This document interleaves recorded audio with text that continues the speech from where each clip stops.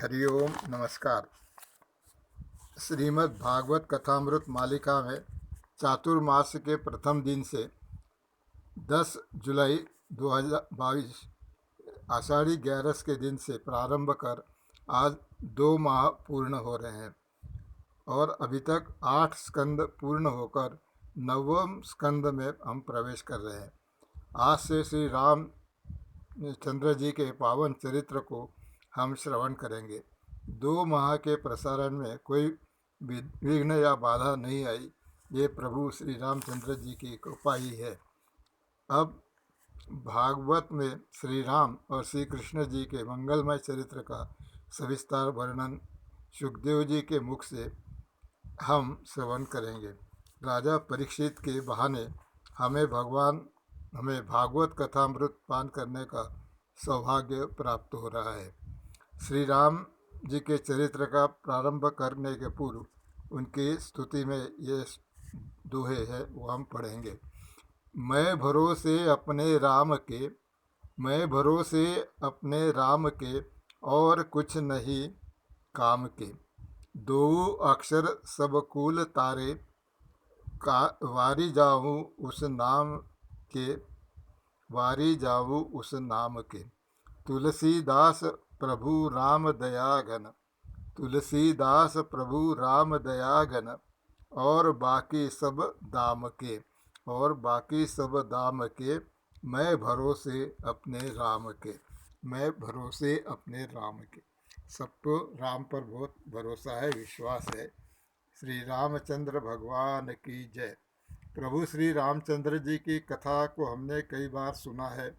दूरदर्शन पर संपूर्ण रामायण का धारावाहिक प्रसारण देखा है और गांव में रामलीला के माध्यम से श्री राम जी के जीवन को देखा है।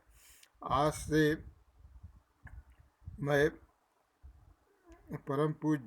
मैं जो श्री रामचंद्र जी का चरित्र बता रहा हूँ, वह चिन्मय मिशन के अध्यक्ष महान परम पूज्य स्वामी तेजोमयानंद जी द्वारा लिखित भागवत प्रवचन ग्रंथ के आधार पर श्री राम जी के चरित्र का जो सुंदर विवेचन किया गया है, वही आपके सामने प्रस्तुत करने का प्रयत्न कर रहा हूँ।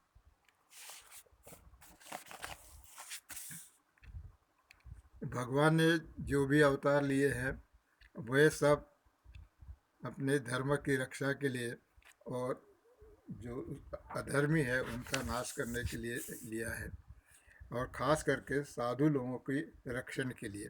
तो भगवान रामचंद्र जी ने जो अवतार लिया है, वो मनुष्य रूप में आए और मनुष्यों को सिखाने के लिए उन्होंने अपना जीवन बिताया।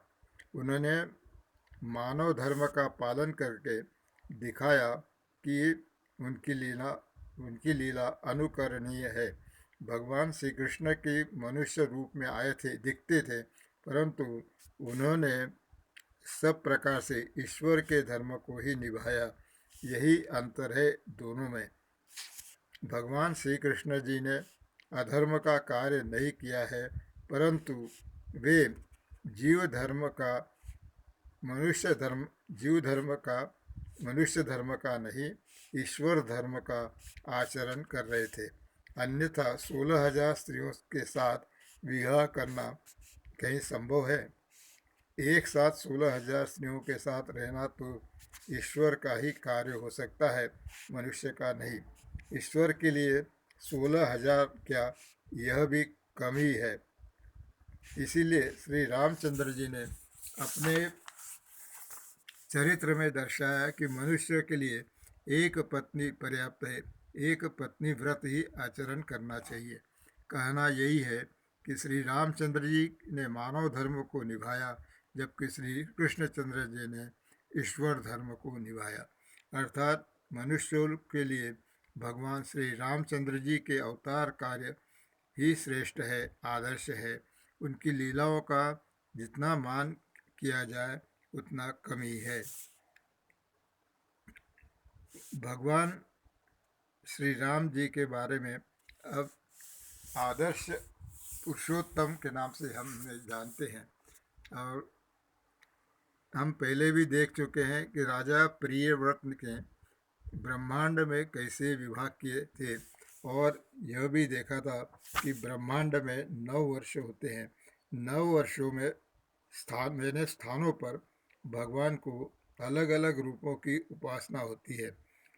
किम पुरुष वर्ष में भगवान श्री रामचंद्र जी की आराधना होती है। ये भागवत के पंचम स्कंद में इसका वर्णन है, और इसी के आधार पर स्वामी तेजोमयानंद जी ने श्री रामचंद्र जी के चरित्र को प्रस्तुत किया है। किम पुरुषे वर्ष भगवंतमादि पुरुषम लक्ष्मणाग्रजम सीताभिरामम रामम तच्चरण सन्निकम विरतः परम भागवतो हनुमान सह किम पुरुषै रविरत भक्ति रूपास्ते, ऐसा उसमें एक वर्णन है। यद्यपि भागवत में भगवान श्री रामचंद्र जी की सभी लीलाओं का वर्णन है, तथापि हम यह उन सब को नहीं देख सकेंगे, क्योंकि वे तो प्राय हमें रामायण की कथाओं से ज्ञात है और हम उन्हें जानते परिचित है। किम पुरुष वर्ष में परम भागवत हनुमान जी अविरत भक्ति के द्वारा भगवान श्री रामचंद्र जी की उपासना पूजा करते हैं, उनका यश गाते हैं और स्तुति करते हैं। यह अत्यंत सुंदर स्तुति है, जिसका वर्णन 5वें स्कंद में किया गया है भागवत के। ओम नमो भगवते उत्तम श्लोकाय नम आर्यलक्षणशीलव्रताय नम उपशिक्षितात्मनम उपासितलोकायनम साधुवाद निकषणाय नमो ब्रह्मण्यदेवाय महापुरुषाय महाराजाय नम इति। इस प्रकार से इस 5वें स्कंद में हनुमान जी ने जो स्तुति की है उसका इसमें वर्णन है। ओम नमो भगवते उत्तम श्लोकाय। उत्तम श्लोक अर्थात उत्तम यश वाले भगवान श्री रामचंद्र जी को नमस्कार। नमः आर्य लक्षण शील व्रताय। आर्य अर्थात श्रेष्ठ पुरुषों के लक्षणों का उनके पूरे चरित्र में ऐसा आविर्भाव प्रागट्य हुआ है कि यह उनका व्रत बन गया। देखो, भगवान श्री रामचंद्र जी ने अपने जीवन में सभी धर्मों का सम्यक निर्वाह किया है। बालकांड में हम यह देख सकते हैं कि दशरथ जी के प्रति, माता के प्रति वे पुत्र धर्म का निर्वाह किस प्रकार करते हैं। गुरु के पास जाकर उन्होंने शिष्य धर्म का निर्वाह किया। विश्वामित्र जी के साथ जाकर यज्ञ की रक्षा आदि करते हैं, और यह दर्शाते हैं कि गुरु की सेवा किस प्रकार करनी चाहिए। वे ये आर्यव्रत लक्षण है। आगे जब जनकपुरी जाते हैं तो वहाँ सीता जी के प्रति उनके मन में अनुराग उत्पन्न हो जाता है, तथापि धनुष्य यज्ञ के समय उत्तेजित नवयुवक की तरह धनुष्य को उठाने दौड़ नहीं पड़ते। जब गुरुजी का आदेश होता है तभी ही जाते हैं।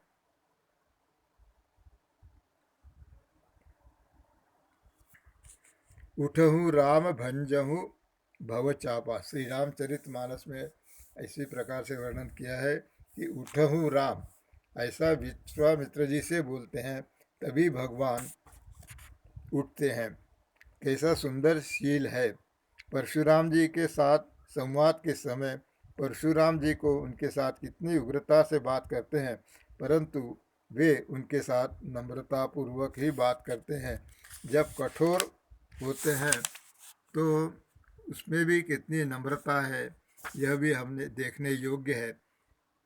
यह तो बाल कांड की बात हुई।